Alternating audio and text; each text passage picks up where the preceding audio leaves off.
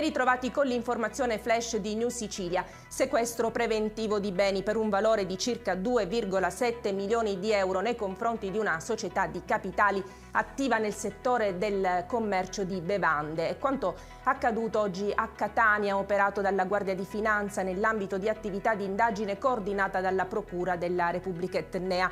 Contestati il mancato pagamento dell'IVA sui prodotti acquistati e evasione di imposte. Maxi blitz della Polizia di Stato in queste ore contro una consorteria mafiosa riconducibile al crimine di 'ndrangheta vibonese. L'operazione ha interessato numerose regioni d'Italia e anche la Sicilia. 56 le persone arrestate, 78 gli indagati. Tra i reati contestati: associazione mafiosa e concorso esterno, estorsione e sequestro di persona. Un pedone è stato investito dal conducente di un'auto in corsa lungo il viale Tirreno a Catania.